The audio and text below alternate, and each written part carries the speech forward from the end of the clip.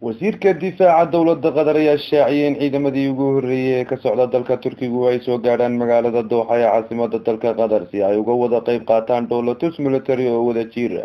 ciidamada ayaa tababarkii ugu horreeyay ka bixiyay saldhig military oo lagu magacaabo Tariq bin Said. tababarkan ayaa waxa uu ahaa mid muddo loo qorsheynayo waxaana uu qayb ka ahaa heshiis laba geesood ah oo labada dowladood wada gaadheen iyo awoodda labada dal iyo sidii deganaanshiye iyo xasilooni loo gaari lahaa. heshiiskan ayaa la wada saxeexday bishii Abriil 2016. horraanta bishan ayaa baarlamaanka Turkigu meel mariyay hindise odhanaya in ciidamo Turkisha loo daadgurayo gudaha dalka Qatar.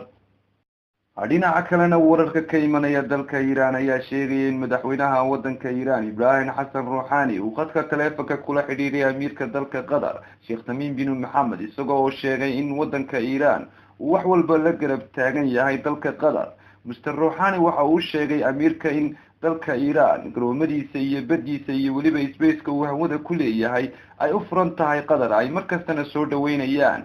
isagoo mar uu saxaafadda kula hadlayay xafiiskiisa ayaa sheegay inay ka wada hadleen amiirka xoojinta iyo xiriirka labada dal.